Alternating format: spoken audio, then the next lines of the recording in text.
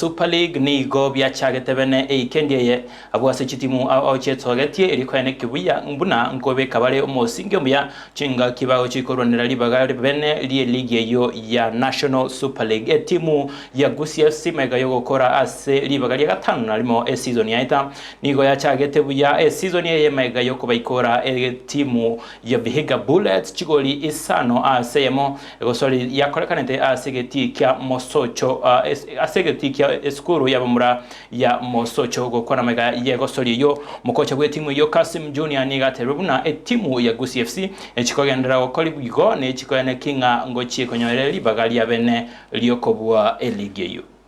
Kwa majina naitwa Kasim Junior, mimi ndiye mkufunzi mkuu Gusii FC. Ndio. Mechi leo imekuwa mechi nzuri sana since ni mechi ya kwanza kwenye ligi. So tumejaribu sana kungangana tupate good results because una realize first matches za ligi huwa si matches rahisi. So tulikuwa tumejitahidi sana and umeona after good preparation tumepata positive results with hizo goals tumepata mingi.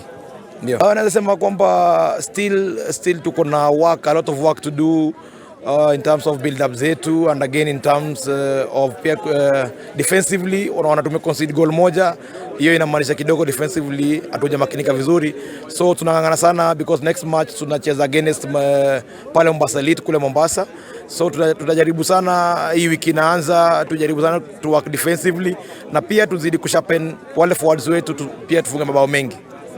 Tunakuwa push sana, tunaangalia gelling hiyo team chemistry haijaingiana vizuri. Umeona tumefanya a lot of changes pale ikifika half time because tulikuwa tunaangalia in terms of hiyo team chemistry haikuwa imeingiana, tukajaribu kuangana tukabadilisha kidogo, but na believe with hii new squad tuko nayo ni squad ile versatile, ni squad ile wanaweza change things vile wanataka anytime wanataka, so we have a very positive and a good squad. Kuna uwezekano mkubwa sana, naweza sema bado ni mapema, siwezi zungumzia sana, bado ni mapema, but kuna uwezekano mkubwa with a good preparation tutapata good results na